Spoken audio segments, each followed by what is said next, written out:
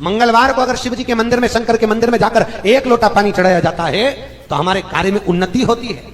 घर में अगर कोई वाहन आता है, घर में अगर कोई गाड़ी आती है, चाहे 2 व्हीलर आए, चाहे 4 व्हीलर आए, या कोई फैक्ट्री हो जो चल नहीं रही हो, बड़े परेशान हो गए, कुछ दिन अच्छा चलती फिर बैठ जाती, कोई व्यापार आप कर रहे हैं और थोड़े दिन अच्छा चल रहा है, थोड़े दिन बैठ रहा है, तो कुछ नहीं करना, केवल हनुमान जी के मंदिर का उल्टा पांव का सिंदूर लेकर आइए, हनुमान जी के 3 नंबर का भाई गतिमान का नाम लेकर, और दुकान पर, व्यापार पर, फैक्ट्री पर या गाड़ी पर उसका स्वस्तिक बना दीजिए। जिंदगी में कभी ना तो गाड़ी का एक्सीडेंट होगा, ना कहीं वो गाड़ी कभी ठुकाएगी और ना कभी खड्डे में जाएगी। और अगर फैक्ट्री पर आपने अगर स्वस्तिक बनाया है तो वो फैक्ट्री कभी कर्जे में, खड्डे में नहीं जा सकती। बहुत तकलीफ है।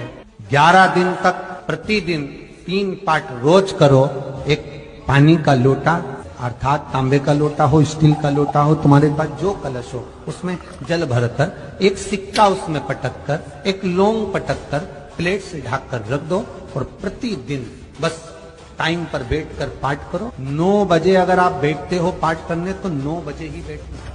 11 दिन पूर्ण होंगे। जिस कामना से आपने पाठ करा है, बस वो सिक्का, वो लौंग कलश में से निकाल लो, जल का आचमन करो और जिस काम के लिए करा है वो जल उस प्रयोग में। केवल एक दीवार ऐसी होती है जहां पर हनुमान जी का चित्र लगाया जाता है। चाहे तुम पर्वत उठाने वाला चित्र लगाओ हनुमान जी का, चाहे बैठे हुए लगाओ, चाहे रामायण पढ़ने वाला लगाओ, चाहे लंका दहन करने वाला लगाओ, चाहे राम नाम जपने वाला लगाओ, चाहे लक्ष्मण को संजीवनी देने वाला लगाओ, चाहे मौन मुद्रा में लगा दो, चाहे स्तुति में लगा दो, चाहे भजन में लगा दो। हनुमान जी का कोई भी चित्र लगता है तो ना पूरब में लगेगा, ना पश्चिम में लगेगा, ना दक्षिण में लगेगा। हनुमान जी का अगर चित्र लगता है तो उत्तर की दीवार में दक्षिण को देखते हुए लगता है। केवल एक ही स्थान। कोई व्यापार के लिए जा रहे हो या नौकरी करने के लिए जा रहे हो और लगी नहीं रही, बहुत तकलीफ पा रहे हो, सर्विस ही नहीं लग रही, बहुत कष्टमय हो गया, तो निवेदन करूंगा 5 पीपल के पत्ते पर बेसन के 5 लड्डू घर में बने हुए, गाय के घी के 5 लड्डू रख लो। उस लड्डू के बीचों बीच एक आटे का दिया और उसमें तिल्ली का तेल डालकर इसी मंत्र का प्रयोग कर कर पंचमुखी हनुमान का किसी भी हनुमान के मंदिर में जाकर, दक्षिण मुखी हनुमान के मंदिर में जाकर उसको रख कर आ जाइए। इसके बाद आप उस काम के लिए जाइए, आपका काम सफल हो जाएगा। आपको किसी को नहीं कहना पड़ेगा कि हाथ जोड़ना नहीं पड़ेगा, किसी के पांव नहीं पड़ना पड़ेंगे, तुरंत काम होगा।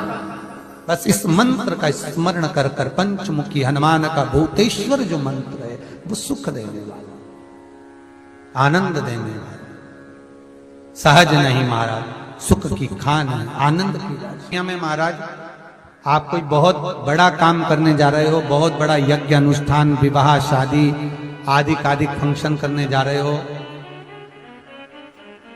4 दिन 8 दिन के लिए आप घर से बाहर जा रहे हो और आपको लगता है कि घर में ताला कैसे लगाएं, तो निवेदन है एक तांबे के कलश में जल भर लीजिए और जल भरकर उसमें थोड़ी सी काली तिल डाल दीजिए। भूतेश्वर शिव का नाम लेकर, कौन से शिव का? भूतेश्वर, शमशानवासी भूतेश्वर शिव का नाम लेकर काली तिल डाल दीजिए। कलश को प्लेट से ढक दीजिए, घर के किसी भी भाग में उसको रख दीजिए। उसके बाद आप चले जाओ। किसी की सामर्थ्यता नहीं है कि उस घर में कोई पांव रखे, किसी की सामर्थ्यता नहीं है। और अगर कोई भूले से पांव भी रख दिया तो 22 दिन या 21 दिन के अंदर उसको, जैसे लोगों को हवा आती है, बस उसको चक्कर आना चालू हुआ, बाल खोल खोल के घुमा मिलेगा। शास्त्र प्रमाण करता है हमारा भूतेश्वर शिव। ये कलश जो होता है ना, जल का जो पात्र होता है, ये साधारण नहीं होता, सहज नहीं होता। महाराज विनती स्वीकार करना, आपका जल पात्र भूतेश्वर के नाम से काली तिल से जहां रखा जाए उस ग्रह में कोई प्रवेश ना कर पाए। शिव जी ने वचन दे दिया, मेरी चंडियां 64 योगनियां, डाकनी, पिशाचनी, चुड़ैल और भूत इस कलश के विराजमान होते ही सर्वस्व फैल जाते हैं। फिर राम जी जानते हैं हनुमान से, कहा हनुमान मेरा जाने का समय आ गया, मुझे तो जाना पड़ेगा ना। सीता पृथ्वी में चली गई, मुझे भी जाना है, मैं सरयू के जल में अपने प्राणों को त्यागूंगा, मानव का शरीर है, इसको त्यागना तो पड़ेगा ना हनुमान। हनुमान जी बोले तो त्याग दो, त्यागने में क्या दिक्कत है, त्यागो आप तो। पर दिक्कत एक बहुत बड़ी है। जैसी कहा दिक्कत बहुत बड़ी है, तो हनुमान जी पूछे ऐसी कौन सी दिक्कत है। हनुमान जी के शब्द सुने तो राम जी बोले, जब जिस समय पर तुम सूर्य को निगल गए थे, इंद्र को क्रोध आया था और इंद्र ने तुम पर वज्र का जब प्रहार करा था, जब वज्र का प्रहार इंद्र ने करा तब तुम्हारा नाम हनुमान हुआ, तब सारे देवी देवताओं ने तुम्हें वर प्रदान करा। उस जगह पर यमराज भी खड़ा था, तो वर दिया था कि जहां हनुमान होगा वहां यमराज नहीं होगा। अब दिक्कत यह है कि मुझे प्राण त्यागना है और तू मुझे 1 मिनट के लिए नहीं छोड़े, तो यमराज आएगा कैसे। दिक्कत वहां अड़ी पड़ी है। हनुमान जी मुस्कुरा के बोले राम जी महाराज से, प्रभु मैं आपके बिना रह नहीं सकता। तो राम जी बोले, मैं भी जानता हूं कि तू मेरे बिना नहीं रह सकता, पर एक काम तो कर सकता है ना। क्या? मैं अगर कोई काम बताऊंगा तो तू करेगा कि नहीं करेगा। हनुमान जी बोले, आपका काम और मैं ना करूं, ऐसा कभी हुआ? जरूर करूंगा। ठीक है, ठीक है। बस अब राम जी महाराज ने सोच लिया कि हनुमान को जाने से पहले काम पर लगाना। अब वो कौन सा काम था? बोल, हनुमान जी को कहां काम पर लगाया राम जी ने? किस जगह पर काम पर लगाया? इन्हें रामचरितमानस सुनिए, खूब सुनिए, जल्दी बताओ।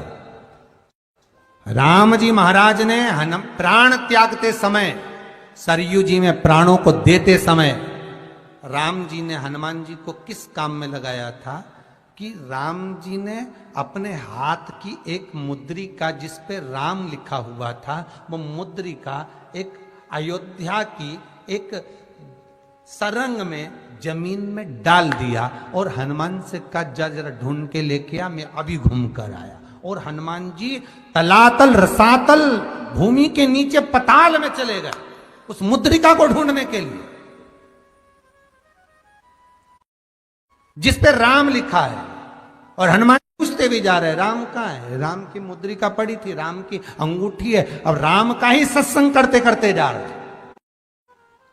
और राम जी चले गए सरयू, क्योंकि हनुमान अगर होगा तो यमराज नहीं आ सकता। हनुमान को यहां से हटाना पड़ेगा, तब यमराज लेने के लिए आ सकता, तब यम आए। और क्योंकि यम अपने नियम को धारण करेगा, चाहे कृष्ण हो चाहे राम। वही बात फिर याद कर लीजिए,